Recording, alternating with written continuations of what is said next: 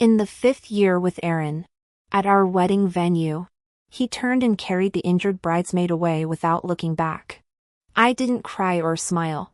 Under the crowd's mocking gazes, I removed my veil and set it ablaze.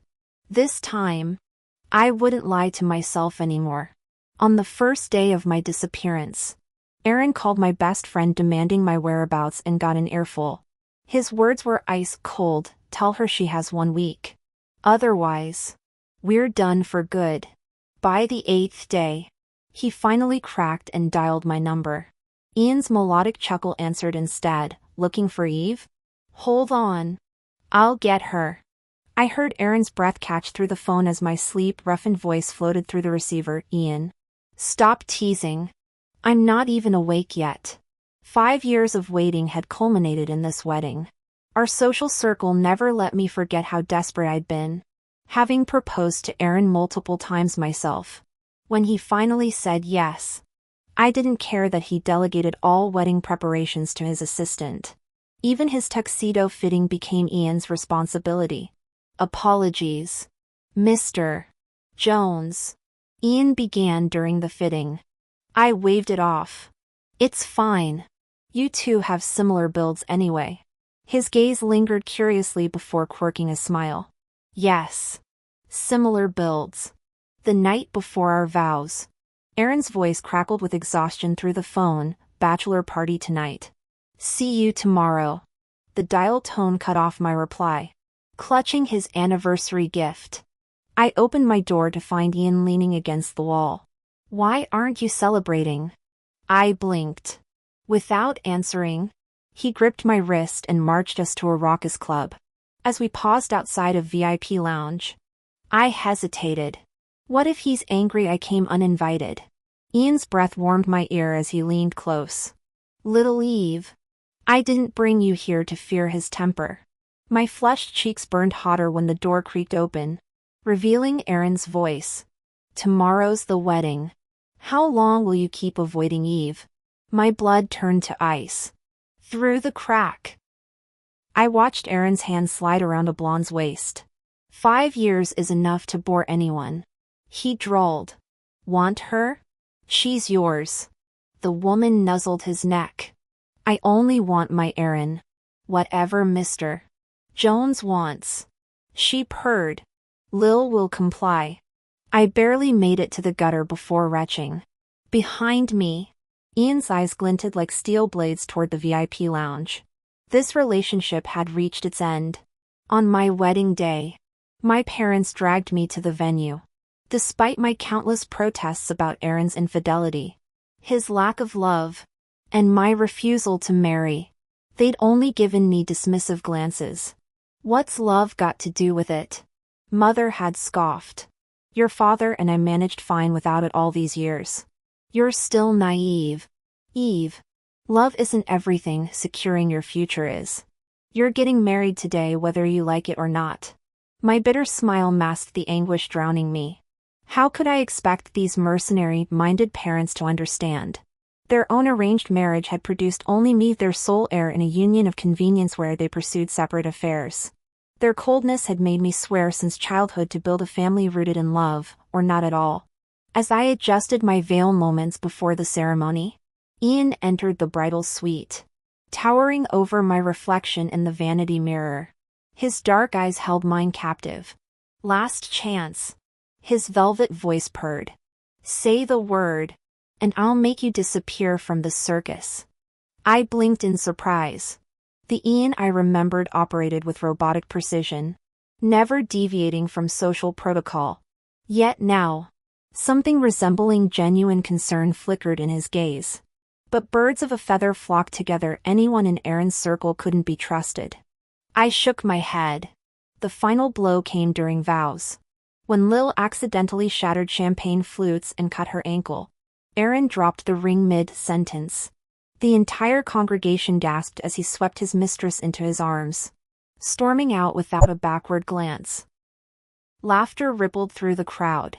They were waiting to see how desperately I'd cling to this farce. Instead, I watched Aaron's retreating figure vanish, then calmly removed my veil. The lace hissed as it hit the ceremonial flame. My apologies for the wasted trip, I announced, smiling serenely at 300 stunned guests. Effective immediately. Aaron and I are strangers. My parents shot up like Jack in the boxes. Security guards straining to contain them. You ungrateful brat. Father bellowed. Get over here. Since when does helping an injured friend warrant this tantrum? You're embarrassing the Carters. Where's your family loyalty? That final glance I cast them held no affection, only the death rattle of filial duty. They'd groomed me since birth to accept Aaron's lies, molding me into this humiliated shell. No more self-delusions. Heaven itself seemed to mourn as torrential rain emptied the venue. Guests scattered like roaches, buzzing about the scandal while EMTs hauled my apoplectic parents away. I sat curled in the downpour, tasting salt water on my lips that wasn't entirely rain. The black Cayenne had idled nearby for 20 minutes before its door finally clicked open. Italian leather shoes entered my blurred vision. Ian knelt until our faces leveled, rainwater streaming down his sculpted features. Last offer, he repeated, extending his hand. Yes or no? The car's heated seats made me shiver violently. Ian wordlessly draped a limited edition cartoon blanket over my lap, the exact collaboration piece I'd searched all New York for. My breath caught. I'd once begged Aaron to get it through his designer connections, only to be mocked. Since when do you like Sanrio characters? I blurted. Ian kept his eyes on the rain-smeared windshield. Since someone talked my ear off about them at a charity gala last year. His knuckles whitened on the steering wheel. Seatbelt on. Where to? The engine roared to life, carrying us away from the drowning wreckage of my former life. How childish. Do you really think you're a kid? You needed someone else to buy you a cartoon-themed blanket? You might not mind embarrassing yourself, but I certainly do. Yet here that very blanket appeared before me. Ian paused mid-motion, suddenly flooring the accelerator as he murmured, just an impulse purchase. Do you like it? I nodded. Yeah, I do. The atmosphere around him seemed to inexplicably soften. I hadn't expected him to say more. Ian was never one for lengthy conversations. Yet after driving several blocks, he suddenly turned with amusement dancing in his eyes. Good that you like it. My mind short-circuited. What did that mean? It sounded almost like he'd bought the blanket specifically for me. I shook my head, forcibly dismissing the thought. From Aaron? I'd heard countless rumors about Ian, how he hadn't dated in 5 years. How he'd verbally eviscerated anyone who tried pursuing him. Even whispers about his sexuality. None of those stories aligned with the man beside me now. I must be imagining things.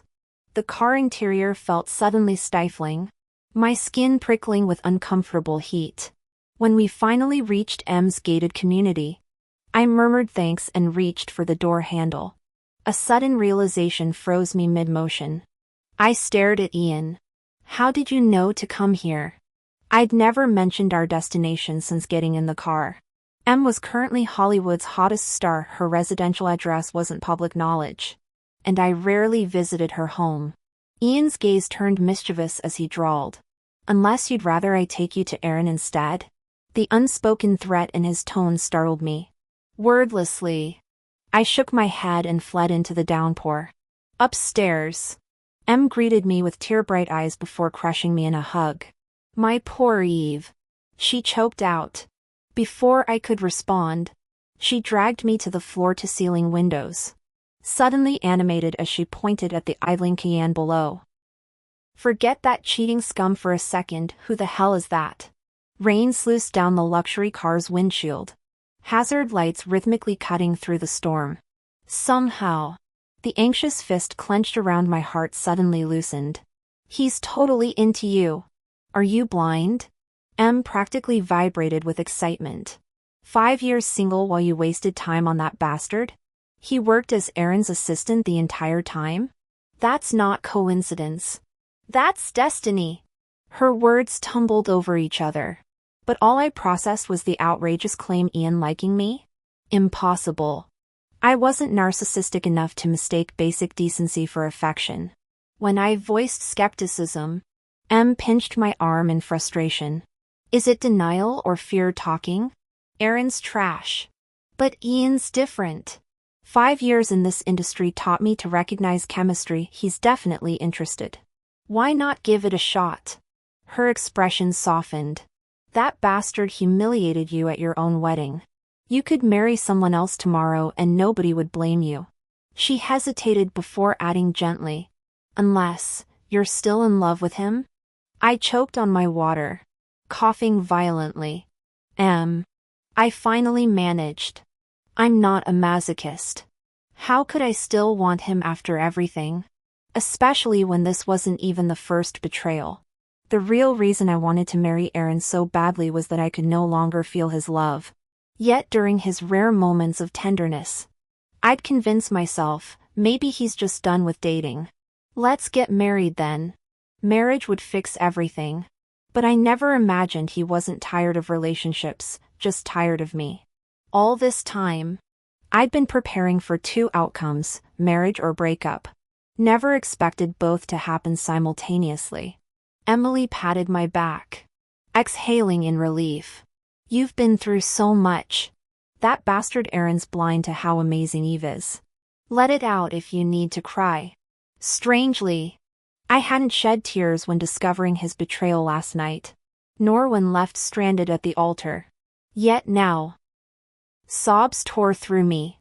Let this final flood of tears mourn 5 years of genuine devotion. As night fell, I stood in the kitchen preparing hot pot. Emily froze by the doorway, clutching her phone, face pale. What's wrong? I asked, peering over. She tried hiding it, but I snatched the device. On screen glared Aaron's messages to her frowny face. Eve's with you. Isn't she? Who else would take her in? Tell her to come home. I'm waiting. Ignoring me now? The phone rang instantly. My knuckles whitened around it as Emily lunged to decline the call. I stopped her, answering on speaker. Aaron's icy voice crackled through, put Eve on. Emily shot me a glance before snapping back. She's not here. How dare you call after those tabloids branded her a discarded wife? He cut her off irritably. Did Eve put you up to this? Fine. I messed up today's ceremony. But what's the big deal? Can't my future Mrs. Jones handle some gossip? Tell her she's got 1 week to apologize. Otherwise, we're through. The line went dead. Emily trembled with rage, redialing repeatedly only to get voicemail. I steadied her hand, smiling. Dinner's ready.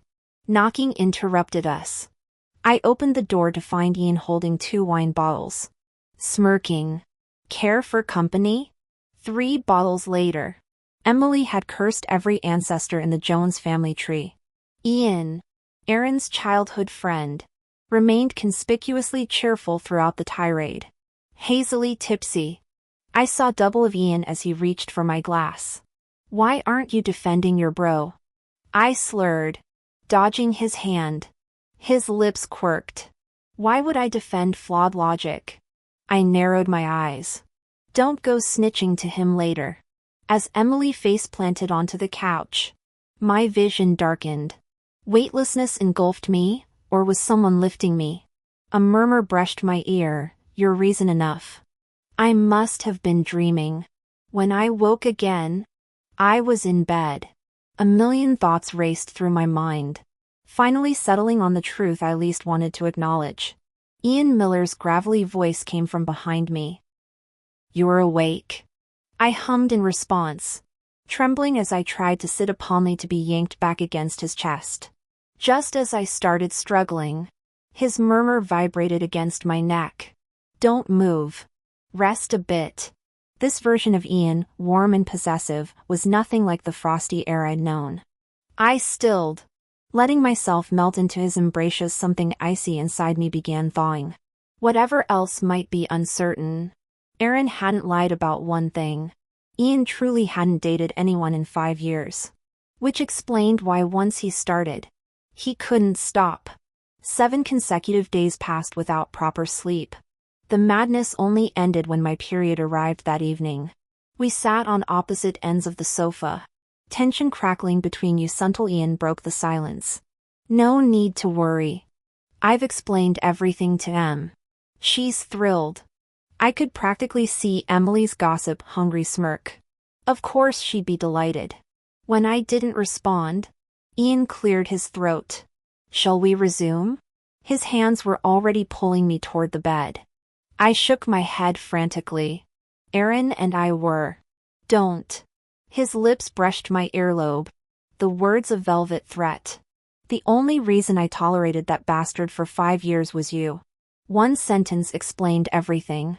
Emily's teasing words from weeks ago replayed in my mind. Had she been right all along? Before I could ask, my phone rang. Aaron's name flashed on the screen.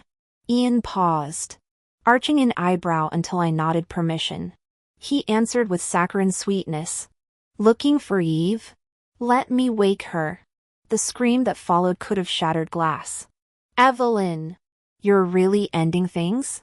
Everyone in our circle knows you're crazy about me. Who'd want damaged goods like? Darling? Ian's voice dripped honey as my sleepy murmur floated through the speaker. Ian, not yet. The call disconnected mid-roar. In the VIP lounge, Aaron stared at his shattered phone, face purpling. The crash of crystal against walls silenced his friends. Lil slid onto his lap, breaking the tension. Who needs that ice princess? You've got. The slap echoed like gunfire. Lil Davis stood frozen. Her hand pressed to her cheek as she stared in disbelief at Aaron, who'd risen to his feet. The others snapped out of their shock, hastily pushing women off their laps while shooting Lil warning looks. Aaron, calm down. One friend interjected. Eve's just trying to get under your skin. You know she'd never actually cheat. Exactly. Another chimed in. Remember when you had tuberculosis? Eve practically lived in that hospital room with you. That girl's been crazy about you since day one. Why don't you reach out first this time? A third suggested, nudging his shoulder. 5 years is a long time to make someone always come running. What's one little apology? The color gradually returned to Aaron's face as their words sank in. Of course Eve wouldn't leave him. Not after sticking by him through the lean years before he'd inherited the Jones fortune. This had to be one of her friend M's stupid ploys to make him jealous. A smirk tugged at his lips as he straightened his cufflinks. Fine. He'd humor her this once. But as he turned to leave, Lil's arms locked around his leg like desperate vines. Aaron. She sniffled, mascara bleeding down her cheeks. It's my birthday today. Our 2-year anniversary too. The room temperature plummeted. Aaron's polished Oxford came down hard, sending Lil sprawling across the champagne-stained carpet. Anniversary? He laughed coldly, adjusting his tie. You're a fleshlight with a pulse. Lil. Know your place. Her choked sob followed him to the door. And wipe that pathetic look off your face. He tossed over his shoulder. Eve's worth 1,000 of you gutter trash. The slam of the door punctuated his exit, leaving Lil to the mocking laughter of other gold diggers. His inner circle exchanged knowing glances. They'd seen this dance before. Every woman in this VIP lounge combined couldn't hold a candle to Eve. Aaron's obsession with her was the worst kept secret in their circle. The GPS coordinates his assistant texted turned Aaron's knuckles white against the steering wheel. Ian's penthouse. Of course. That explained why his so-called best friend had been MIA all week, even blocking his calls. Tires screamed against asphalt as Aaron blew through red lights. He arrived at Ian's building to find the master suite reeking of Eve's jasmine perfume. The bedroom trash can contained enough condom wrappers to stock a pharmacy. Beneath them glinted the engagement ring he told Eve to just pick herself while he'd been balls deep in Lil during their pre-wedding vacation. Memories flooded him, Eve's hopeful texts about ring designs he'd never opened. The way he'd tossed his own platinum band into wedding venue bushes like confetti. Now his chest constricted like the time he nearly drowned in the Hamptons as a kid. Find every flight to Vegas from the past 24 hours. He barked into his phone, already peeling out of the parking garage. The wedding venue staff scattered like frightened quail when he stormed in, wild-eyed and bellowing about marriage licenses. Too late. The rose petals had been swept away. The altar stood empty. And somewhere in the Nevada desert, Eve was becoming someone else's problem. I've lost the most important thing. Find it for me. The staff member jumped at Aaron's outburst, hurriedly pulling up surveillance footage. What exactly are we looking for? Aaron's mind flashed to Eve's smiling face, his heart constricting as if gripped by an invisible fist. When no answer came, the confused employee turned to see his ghostly pallor. Aaron waved off the attempt to call an ambulance, grinding out through clenched teeth the engagement ring. A plain platinum band. It took a full week for his secretary to track down Eve's whereabouts. Aaron rushed to the airport looking haggard, having barely slept since her disappearance. He'd become obsessed with murmuring to that worthless ring, frightening his assistant into consulting spiritual mediums, all futile. Now staring at flight information with hollow eyes. He kept dialing Eve's number despite knowing she'd blocked him. But it didn't matter. As his plane pierced through cloud layers, Aaron finally felt steady. Twirling the simple band, he clung to certainty she'd always come back when he apologized. 5 years of this pattern couldn't break now. This time would be no different. Ian had whisked me to Switzerland after that phone call, claiming I needed distraction. How did he know this was my favorite place? Why did he remember my preferred shade of periwinkle? When pressed, he just tucked my stray hair behind an ear with that infuriating smile. What do you think? If our first night had been accidental, these weeks revealed Ian's true nature: patient, observant, infuriatingly composed. Em called occasionally from her film set, immediately sniffing out my hesitation. Spare me the details. She laughed suggestively. But what are you two now? The question froze me. We'd never defined this, not when he cooked breakfast wearing my apron, nor when his arms naturally found my waist during alpine hikes. You deserve real love, Eve. Em sighed after my silence. Don't let past wounds cheapen your worth. By the way, your parents? I watched Ian move through our chalet's kitchen, apron strings dancing as he sautéed mushrooms. They stopped after he answered their call that night. Ah. Em's knowing tone mirrored my thoughts. My money-obsessed parents had clearly shifted allegiance from the Jones family to the Millers. But this security unsettled me. What could my disgraced family possibly offer a man like Ian? He approached with our dinner, head tilted in that way that made my pulse stutter. The smoke detector's dying beat punctuated his question before words could. Awake? Eat before working. I blushed and lowered my gaze at his 8-pack abs. He always did this. Not that I minded. After lunch, I returned to my bedroom to paint.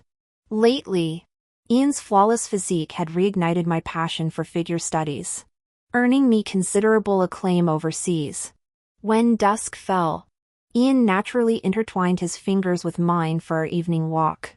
The sunset painted the neighborhood in golden hues, every passerby radiating quiet contentment. Mid-conversation about tomorrow's grocery list, Ian abruptly stopped walking. Eve. He turned with uncharacteristic intensity. Do you care for me? My heartbeat stuttered.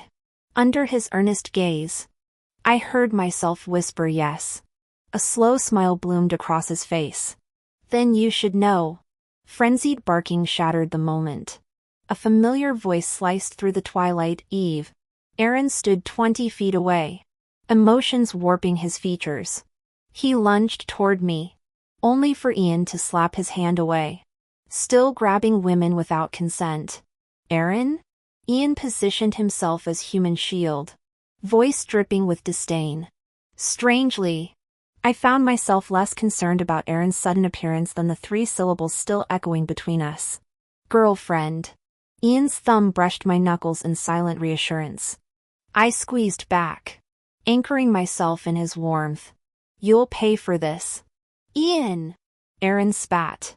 But tonight's about Eve. Look.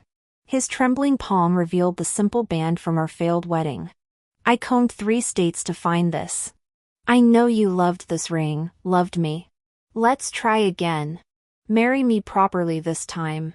The plea sounded genuine, yet left me numb.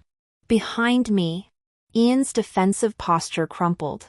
He released my hand, retreating half-step into shadows.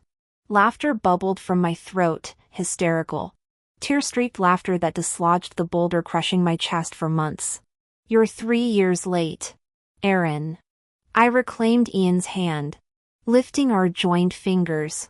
Meet my boyfriend. Ian's grip turned vice-like as Aaron spluttered. This farce? Impossible. The setting sun glinted off 2 rings, platinum on Ian's finger. Discarded gold in Aaron's palm as our shadows merged into single silhouette on the pavement. I retorted. Why not? Aaron, did you think I loved you so desperately that no matter how you treated me, I'd never leave? Did you forget what the Carter family was like? How could someone raised in that environment be such a hopeless romantic? Yes. I loved you during those 5 years. But that ended the moment you first betrayed me. As for that plain band you mentioned, it wasn't my preference. I chose cheap styles because I thought your distance meant financial struggles. I didn't want to burden you. You never understood me, Aaron. I wasted 5 years blinded by love. We're done. Stop harassing me. Aaron trembled violently, his face ghostly pale with dark circles making him look haggard. Yet I felt nothing. Time had healed everything. Looking up, I met Ian's smiling eyes. Go home first, he said. We have unfinished business. When Ian returned later, blood stained his lip, they'd clearly fought. As I cleaned his wound, he suddenly asked, Aren't you curious about his condition? Rolling my eyes, I snapped. Why should I care? I'm only worried if you're hurting. Ian yanked me into his arms before I finished speaking. The automatic curtains began closing as I struggled. Stop. I need to check for other injuries. He tossed aside the antiseptic, hands wandering. There is one. Where? My heart's bruised. Feel it? Waking at midnight. I found Ian showering, lying still. I recalled his confession before sleep claimed us. Emily had been right, he'd loved me since before Aaron. That's why he became Aaron's assistant, forcing himself to witness our relationship until it broke him. He'd endured 5 years watching Aaron's betrayal and my suffering. When he apologized, asking if I resented him, I traced his jawline tenderly. How could I? I'd been too blinded to listen even to Emily, let alone warnings from Aaron's inner circle. But we'd found our way eventually. Emerging from the bathroom, Ian hesitated, this vulnerability was new. Spotting his uncertainty, I tiptoed over and hugged him from behind. My painting won an award. There's an exhibition in London. He froze momentarily before spinning me joyfully. Seriously? That's incredible. Eve. I'll come. Never missing your milestones again. His sincerity stung my eyes. My first true love. My parents had prioritized business over parenting, leaving me to nannies. Even Aaron ridiculed my art. If you succeed, hobos could start corporations. To him, I'd always been worthless. Or perhaps, he wanted to turn me into an obedient caged bird. But I wasn't. After enduring 5 years, I finally broke free from the second cage and spread my wings toward freedom. Ian became the wind beneath my wings that propelled me skyward. Ian shifted all his work to remote operations, following me everywhere without complaint. During that period, various unknown numbers kept messaging me, undoubtedly Aaron. I tried hiding this from Ian to spare his feelings, but he discovered it during routine phone checks. His anger burned hot enough that he stormed to the balcony for a lengthy call. It took every trick in my playbook to calm him down afterward. Strangely though, Those anonymous messages ceased completely after that incident. 3 years into our relationship, we married. Em couldn't contain her radiant smile during our wedding. She chattered incessantly about Aaron's current state, how Ian had broken his bones in a fight, how he'd lost both legs in a car accident after being deported back home, how the Jones family had disowned him. According to her, Aaron now wandered destitute and friendless, even women avoiding his path. She casually mentioned Ian had coordinated with embassy officials to permanently revoke Aaron's travel privileges. Midway through her animated storytelling, I narrowed my eyes. How'd you get all these details? Em instantly clammed up, gesturing wildly at my dress. This lace detailing. And is that the legendary Cartier solitaire? Ian really pulled out all the stops. I gripped her arm. Don't deflect. Why were you so certain about Ian's character from the start? The door swung open before she could answer. Ian appeared framed in sunlight, his tailored tuxedo accentuating broad shoulders. Don't blame Em, he murmured, kneeling to take my hand.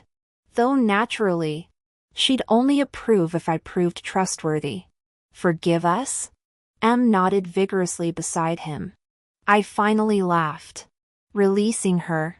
Just no more secrets. Scout's honor, they chorused. As wedding march music swelled, Em dashed to her coordinator position. Ian remained kneeling, eyes blazing with devotion. Eve, he whispered, before we walked down that aisle, I need to ask again. Will you run away with me? Memories cascaded, rain-soaked streets, trembling hands. That same burning question, now understanding the suppressed longing in his eyes that distant afternoon. I smiled through tears. Always.